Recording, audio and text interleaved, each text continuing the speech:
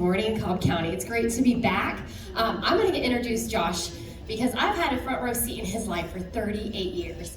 And I want to share with you a little bit about our life together and why I think he's going to be the perfect, come the primary and general election, your candidate to take out Raphael Warnock. All right, so I have known Josh since I was 2 years old. I proposed to him when I was 5. Yes, true story. What I fell in love with was his compassionate heart. I fell in love with his fighter spirit that he had in him. But that compassion side that looked out for others, the fighter that for those that did not have a voice. And so fast forward, we've almost been married 20 years come May 4th.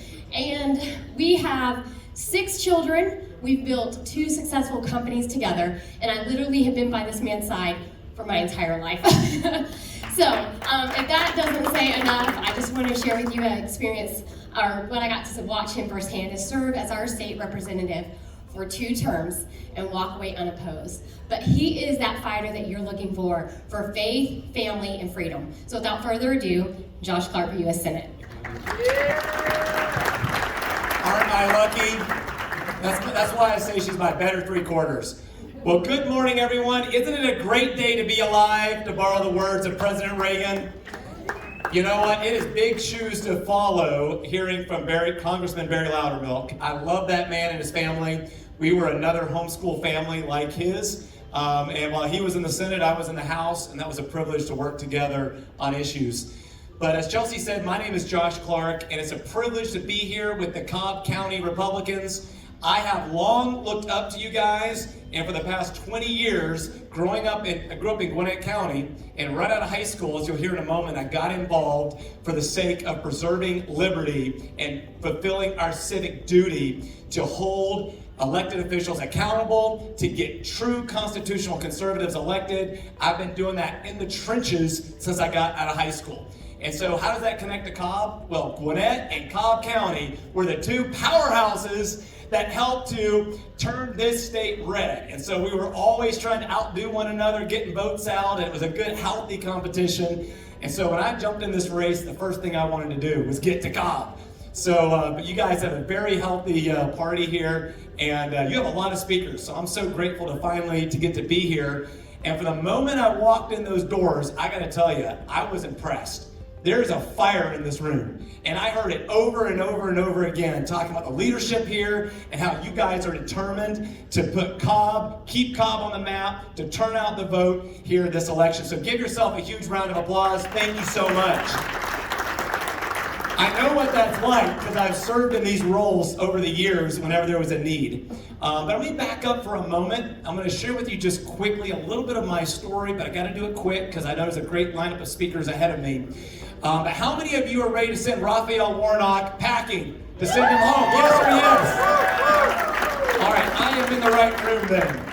Well, I am the proven conservative by God's grace in this race that I believe that we're all looking for to get that job done. There's some nice people in the race, but I am, again, the proven conservative, and I ask you to do your homework, and I think you'll find that to be the case. I grew up in Swanee, Georgia as the oldest of 10 children. My father was a pastor of a small church, and my mother was a teacher who, God bless her, decided to homeschool us. So I was blessed to learn real American history and to learn about the founding of this country and to learn about our Constitution and to understand the biblical principles that were woven into the fabric that's allowed us to be the greatest nation on the face of the earth, to offer hope and freedom and liberty and to be a light and a beacon. But I understood at an early age that, we had to fight for those things. I learned to serve at a very early age because my mother lost her health. And I'm the oldest of 10, so what do you think that means?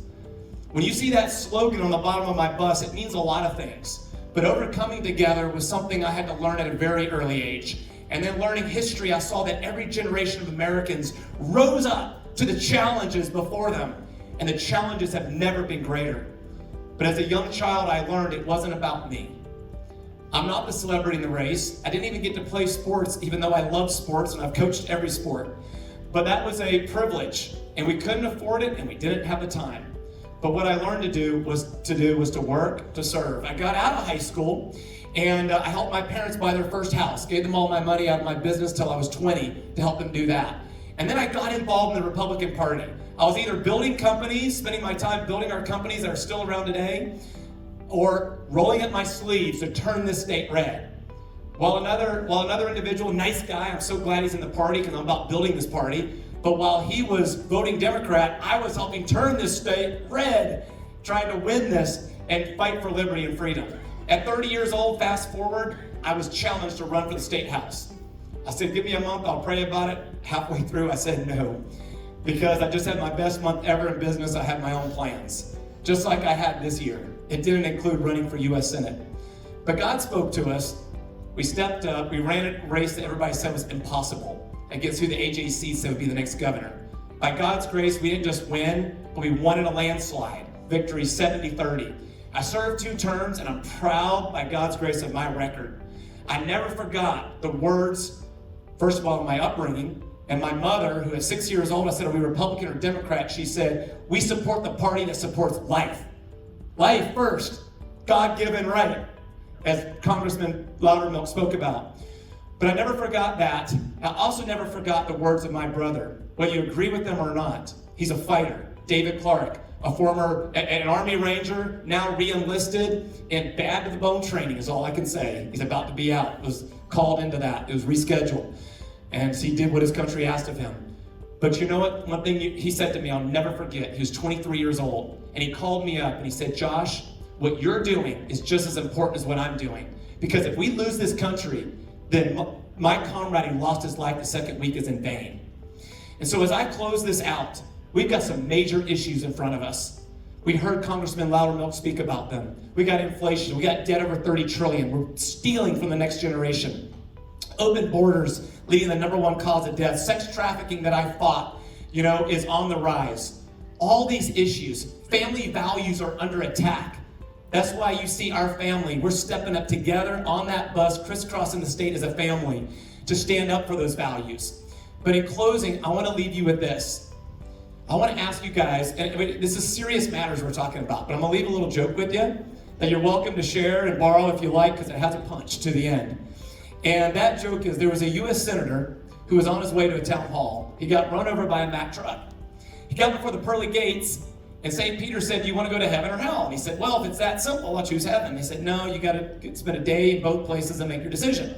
So he went down, the doors opened, and to his surprise, it was a beautiful golf course. His friends were teeing up.